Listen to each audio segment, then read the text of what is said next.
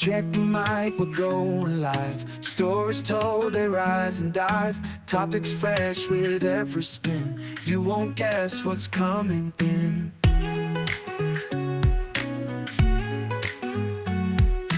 Every week a new surprise. Minds awake, never lies. Conversations bold and free. Tune in now, just wait and see. This podcast is uncalled for. Catch us here, there's so much more.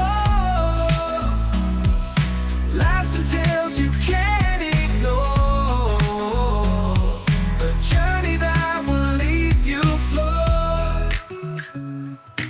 In the night or in the day. Hello, everybody. Welcome to the podcast. I have another great guest with me today. We have Parelkar. Did I pronounce that correctly? Parelkar. She is running for the United States Senate out of Kansas, one of 11 Democrats running for that spot, and happy to have her here today. So, Thanks for having me on. I really appreciate it. Yeah. So, what made you decide to run for this Senate seat?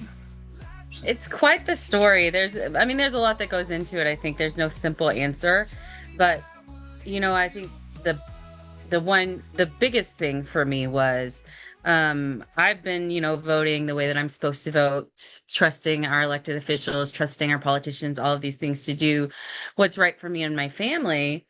And it just doesn't seem like anyone's doing it. And so I'm worried about the future that I'm going to leave to my kids and to all of our kids, really. I think that, our country is in a very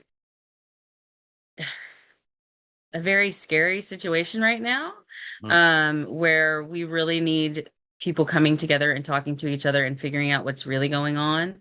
And I just felt like I had to do something. And so that was really, that's really it. It's my kids, your kids, everybody's kids, right? Like, we're all worried for our futures. If I had kids, yes. Yeah. Well, and then that's another thing, right? Is like the more and more people I talk to, they'd love to have kids, a lot of them, but they don't see any way to do it. Especially with the cost of everything right now. There's no hope of young people getting houses of their own. Used to be, I think it was your late 20s, was the average age of the new home buyers back in the day. And now it's 40s. So we really have come to a point in our history where, and actually I was watching a video yesterday by Mr. Beat. Do you know Mr. Beat? I have seen some of his videos, yeah. So his video was comparing the 1890s with the 2020s, and I swear to you, it is so on point. So I recommend anybody watch that video. But yeah, I just think we're in a unique situation right now. I think so many people are fed up, and I think that's why we're seeing so many just regular people stepping up to run for office, because we don't trust our government anymore. We don't trust the people that have been put there, that we've sent to work for us, and they're not serving us anymore. So. I agree. It's a problem on both sides of the aisle. I think there are certain Democrats. I think you know who I'm talking about here that don't listen, and it's endemic of the Republican Party, unfortunately, as well. So Yeah, I think that's one thing, that I get. It's always like you feel hesitant to call out your own party, right? But that's a huge part of the problem too, is we need to be able to take criticism and learn what we're doing wrong. And when I say we, I guess I'm putting myself as a Democrat right now, but it's happened to me where I've said things that maybe not everybody agrees with, or not everybody likes it, or whatever. And you end up getting attacked. And so instead of having open conversations with people, we've really shut down all the conversations across the board with behavior like that, right? I think there are a lot of people that want to see better for everybody, but they're afraid to speak out and give their opinion on things, and because they're afraid they're going to say something wrong, and then they're going to be deemed whatever somebody wants to call them that day. And that's across the board too. It's just we've vilified social media, and our politicians have vilified the other side for the Hmm. American people. And I don't think there is another side. I think most of us are somewhere here in the middle. And we've been forced to choose a side, and we've voted the way that we're supposed to vote, and we can't trust any of our elected officials anymore. And they seem to just use spin of information, malinformation, misinformation to keep us voting the way that they want us to vote. And it's just not right. The American people need the whole truth in order to self-govern. And I intend to, if I go, I intend to make sure that the people of Kansas know exactly what's going on and why, to the greatest extent possible. I believe in transparency in our government, and I don't think we see that at all. Yeah, at any level, yeah, Yeah. of government, really. So, how else to explain 69 getting a tolling? That's an example of corruption at the city level.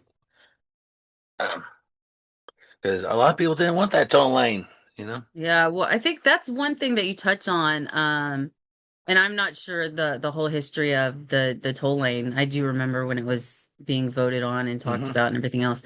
Um, but that's the same thing that we're seeing with data centers and the CAFOs and the nuclear fission project. And some of these things are, we can talk about all day how we can't stop technology development. And I Hmm. agree with that. It's a national security issue. We can't. We have to be able to compete with the rest of the world in those avenues. Hmm. But at the same time, the American people deserve to understand why so many data centers all of a sudden coming into our backyards. Why aren't our elected officials keeping us apprised of what's going on? Why the NDAs? Why all of these things, right? And I think, I'm hesitant to say no data centers. Um, but I'm certainly of the camp that there's got to be consideration of the people in the communities first. We've got to put the Hmm. people in the communities first. And then we can talk about how we get how those data centers can be allowed to come in. But what I'm watching with city councils across Kansas, I'm watching some of these meetings online, and good for the Kansans for showing up, because they really are Hmm. showing up to hear their voices heard. And I'm watching a lot of times city council people don't seem to care what the people there are trying to, are concerned with. They don't want to have the conversation. The same thing that happened in Oakley when we wanted to hear from Roger Marshall about how the Doge cuts were affecting our veterans, right? Everybody in Hmm. that room was ready to hear from him. And it seemed to me to be a pretty easy question to field, because everybody supports our veterans. That's no brainer. Um, but he didn't want to, no questioning us. It's like they've forgotten who they work for. They think that they're above the rest of us and that they get to have the say and the control over everything. But that's not how this is supposed to work. You represent us. Every single person in that room deserves your time. And I understand, Hmm. there's limited time in a day. So I get that. But for the most part, we need to be fielding those questions from the public, finding the answers that they need, and helping them, at the very least, understand why these data centers, why so many, why all of a sudden, and what exactly the implications of that are. And how you're going to keep the public safe, and how is this going to enrich our communities. You prove to us that it's worth it to us to let you come in, not the other way around. Exactly. Exactly. A lot of it is money and developers. It's the prime example of getting money out of politics. Um, Agree. yeah. And I bring up 69th Street in particular because uh, I say 69, I'm US 69. I'm, I bring that up in particular because that coincided with the last time I tried to run for office, and it was for OP City Council, trying to unseat the same guy that the establishment of the Democratic Party sent after me in 2016 for state senate. So Oh, wow. yeah, so, How yeah, many times well, have you run for office before? three total. So Oh, wow. Okay. 2007 for Overland Park City Council, trying to unseat a Republican incumbent. 2016, running for the seat currently held by Dinah Sykes, by the way, and that gets into my experience with intra-party vision, if you will. And 2021, trying to unseat, yeah, the guy that they primaried me with in 2016, who, yeah, after losing that seat in 16, he got elected to OP State Council in 17, and just got reelected unopposed this time, and I'm pretty disgusted by that.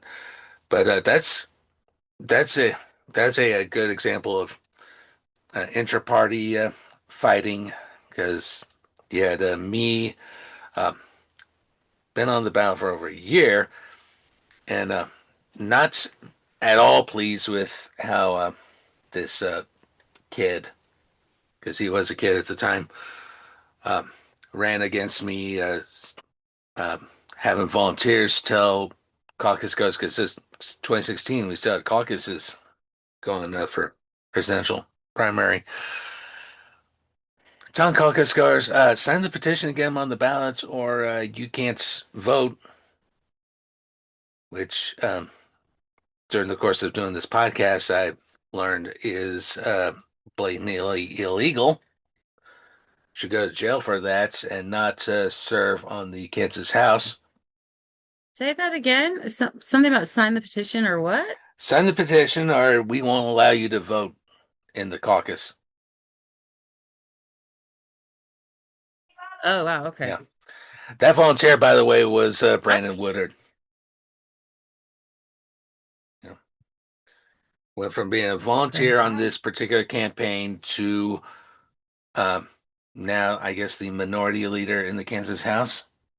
So that dude belongs in prison, if you ask me. So, and then they had the brilliant idea of sending volunteers to my house with campaign lit before the primary. So, if you just do a cursory Hmm. check of the ballots, um, you know this, being a candidate, our addresses are public domain while we're running for office. So, they should have known. Yeah, this particular candidate lives here. Don't go to that house. And what they do, they come to my house anyway. Luckily, I wasn't home, because I would uh, that would probably not be pleasant for anyone. So, and then after the election, after Dinah got uh, elected, well, first of all, I wasn't going to support anyone after the way I was treated uh, during that primary. It's like, oh, I wasn't going to go and support him. And then Dinah wins the Republican side of things. She didn't become a Democrat for another couple of years, right? Um, so she wins, and I I I supported her mostly because she respected me as a person and as a candidate on that during that time, and felt the need to pay him back. Well, the party was getting ready to organize, as it does every 2 years, and I tried to get on the executive board and was blocked by doing so from my opponent's father, who dared to say, well, he supported the Republican. Well, if you treat him with a little more respect, we're probably talking a little bit. We're talking a different story anyway. And also, she's a Democrat now, so I feel you owe me a little bit of an apology there. So, so yeah, it's been going on for quite a while. This whole establishment versus progressive thing in the Yeah, as I'm learning more and more about it the more that like the longer that I've been in it. I had mhm. genuinely did not realize there was so much just I don't want to say division in the party because it's not necessarily division in the party, but is people feeling like they're not being heard and feeling like they're being kept out Mhm. and that their concerns are just not being voiced. And I think a lot of people too feel like, and I feel like this, I feel like, and I talk about, I don't do labels, because I think that they're used to tear us apart and keep us divided. Because as soon Hmm. as a lot of people get mad at me. Why don't you lead with your party? Why don't you tell us your party before you start talking? But there's a reason for that, and that is because either the person likes me because I match their party, or they dislike me because I don't. Hmm. And there's just no path forward for the United States of America, for Kansas, if we continue like that. We've got to be able to have these hard conversations. We've got to be able to talk to each other. We've got to be able to get everybody's ideas out. What can we live with? How do we make this country work for us all? How do we make us all okay? Because we're all here, right? Like, Hmm. we're here. We got to figure out how we're going to be here now. Um, and so that's one thing that I absolutely hate the labels. But I will tell you this, the message that I have, the things that I talk about are very accepted across the board. Now, there's always that question of, well, how are you going to pay for things, all of this? And that's a valid question. We do have to have a way to pay for things if we're going to have those Hmm. programs, right? But I think that we have resources available to do that. For example, like I talk about, how are we going to get to Medicare for all? Well, we're going to start with Medicare for all kids, and then we're going to expand it up. That's going to be funded with, you use the patchwork of CHIP and Medicaid for that kids are on now, and then the employer sponsored um, uh, healthcare that they get. Anyway, so all of that can be used to pay for Medicare for kids now.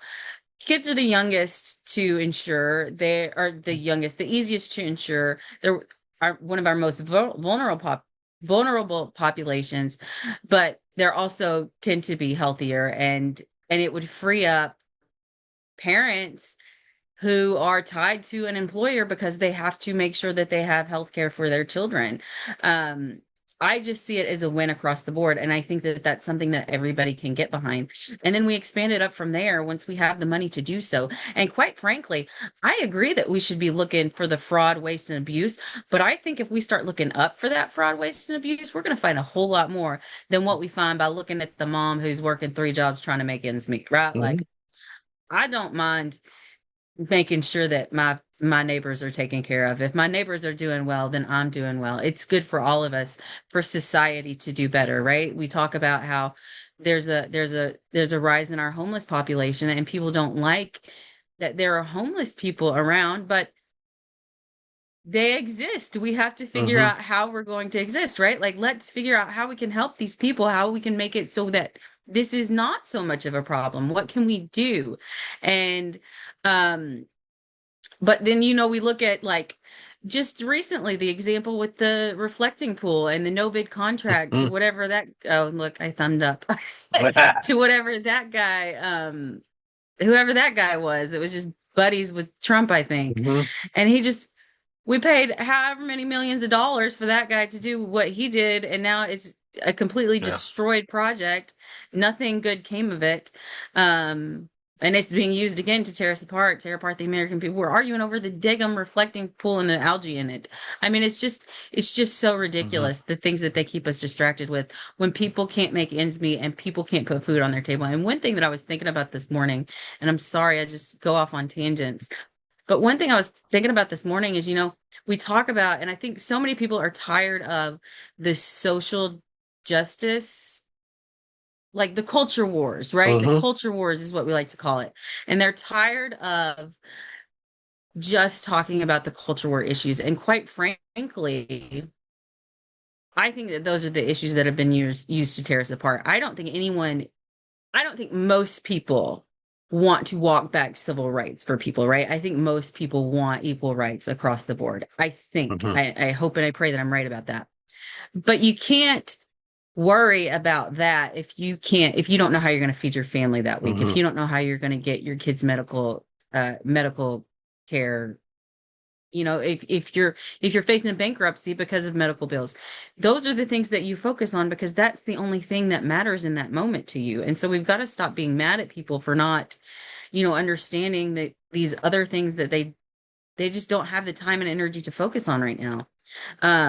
But if we can give them if we can give them ways that we can actually improve their quality of life, Mhm. they're going to be on board with it. And that's going to be across the board from the left to the right and everybody in the middle. We all just want to live our lives and be okay and take care of our families. That's all we want, most of us.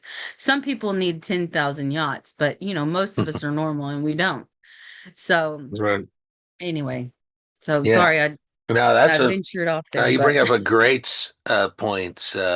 Yeah, the people on the rights who are defending exactly the nonsense that you're talking about, they're the ones saying, "Oh, social justice is bad," blah blah blah blah blah. Don't help poor people and everything. If they bothered reading the Bible, that's exactly what Jesus was about, was helping poor people and yeah, taking what I care of our think. neighbors. And And yeah. one thing that's really sad is that, you probably know people that use these services or have at some point in their lives. And they're people that you care about, and you wouldn't want them to have to suffer without Hmm. assistance. You wouldn't want them to have to. But people don't advertise that, right? Like, we don't go around telling people, hey, I had to get food stamps for a while, or I had to be on SNAP, or whatever it is.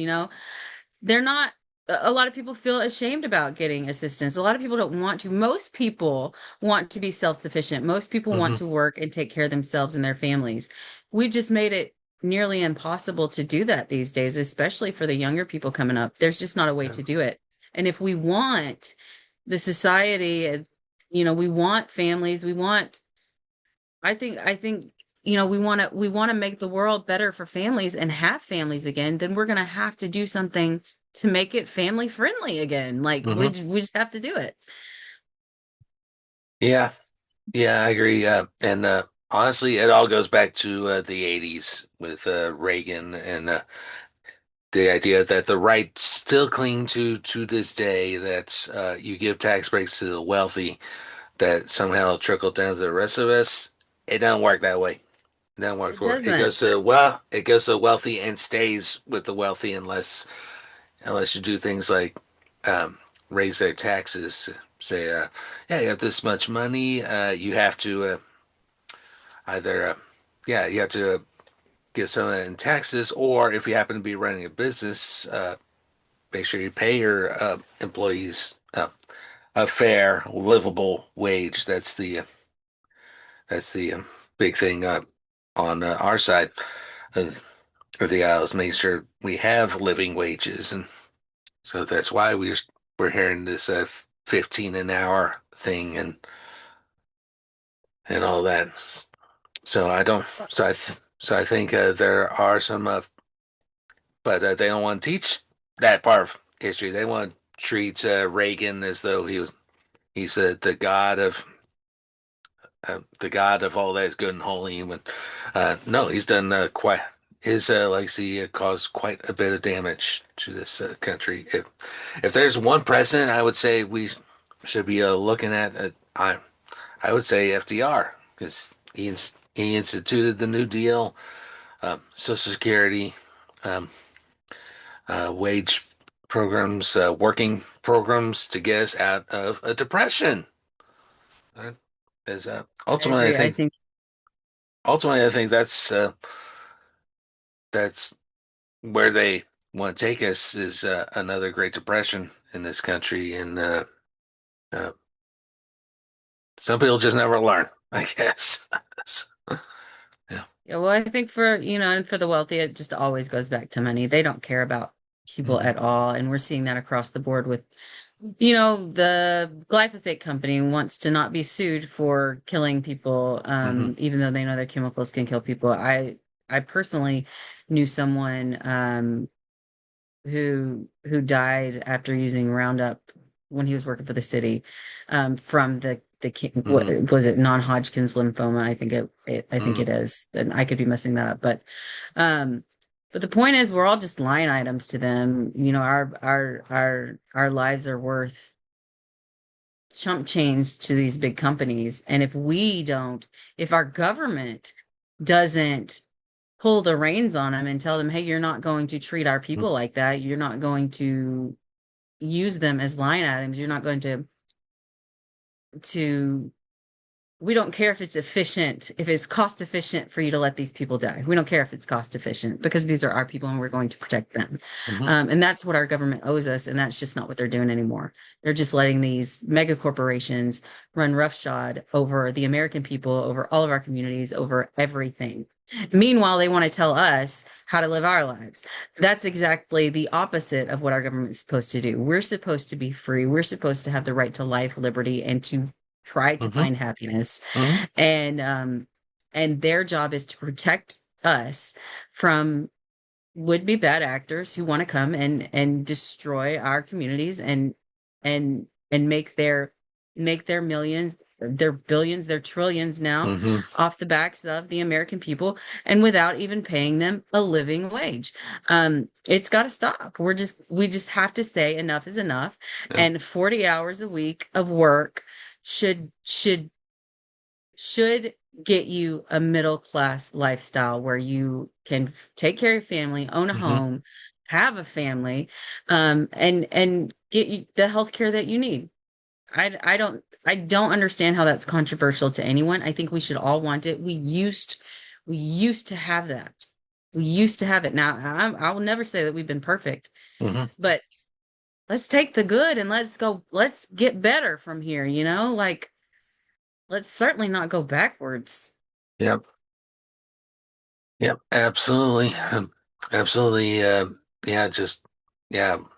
The system is what it is, but we can when once we get the money out of politics, once we tell these corporations, enough is enough, then we can start rebuilding for the people, making sure we have, yeah, the living wage and people being able to afford a home and or raise a family, which, yeah, cost of family is not the issue for me. That's a discussion for another time.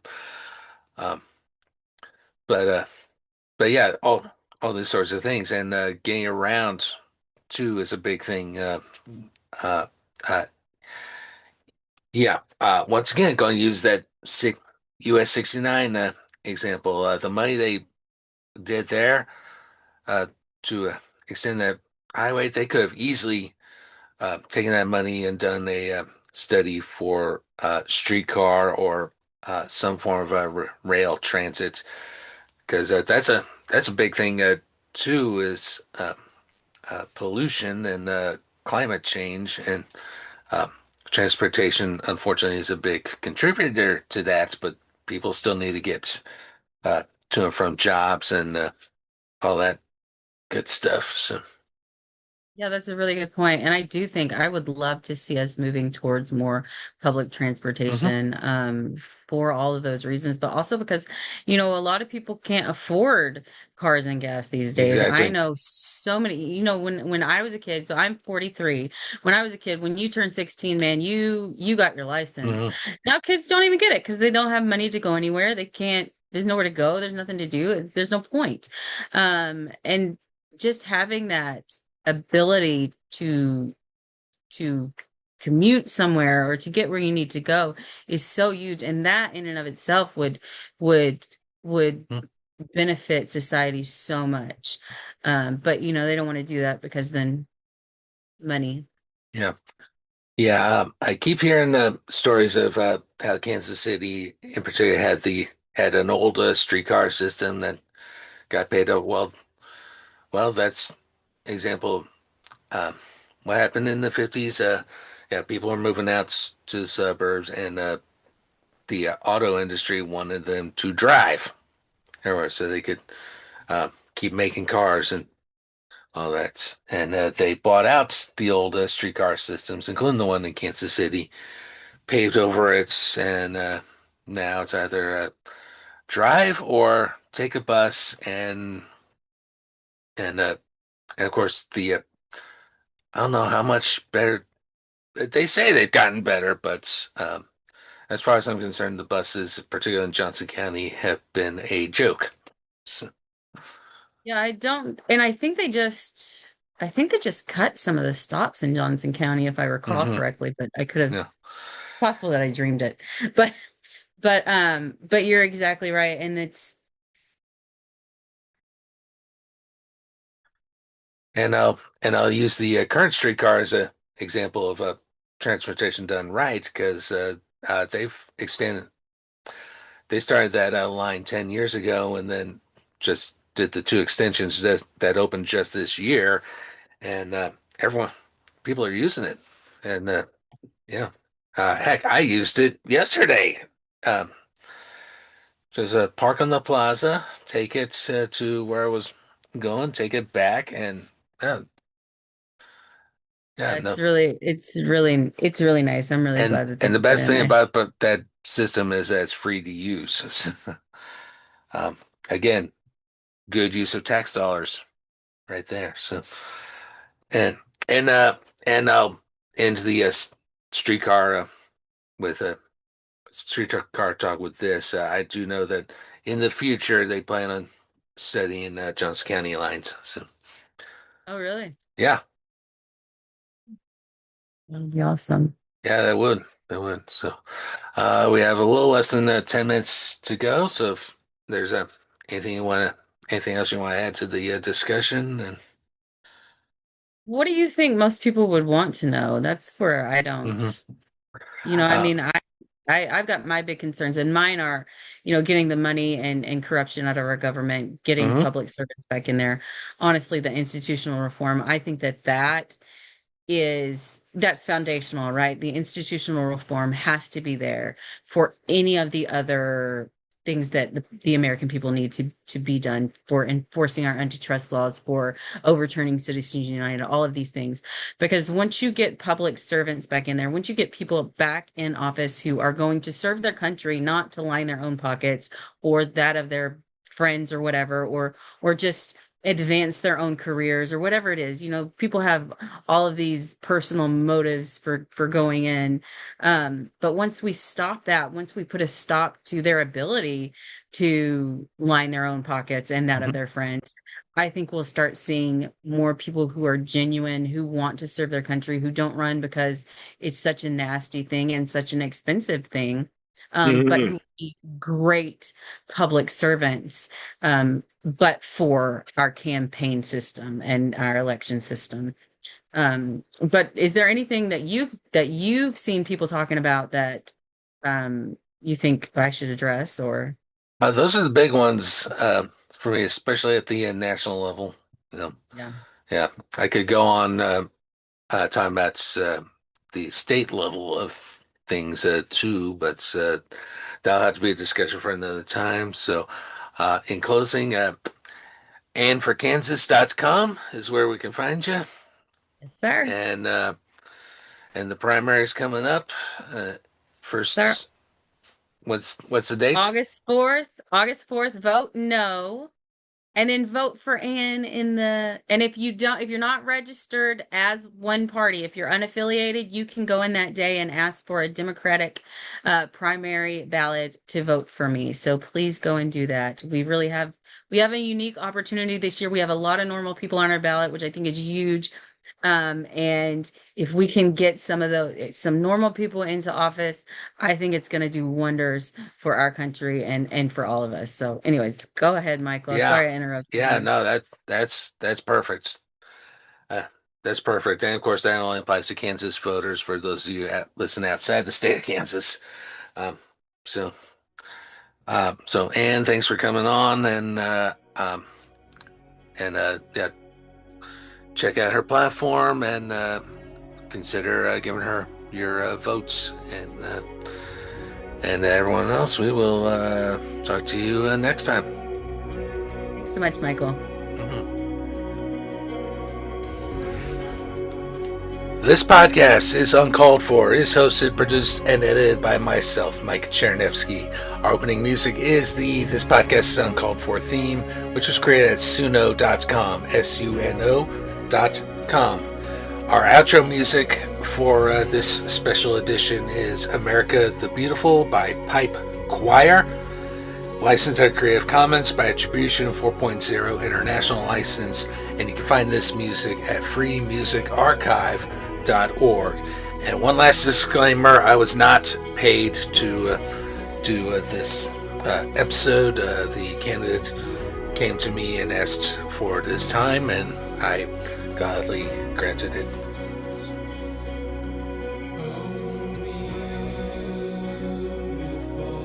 Please support the podcast and purchase our exclusive Uncalled For merchandise. T-shirts, sweatshirts, mugs, stickers, and so much more. Go to www.cafepress.com/uncalledforpod. Thank you so much for listening. We will see you next time.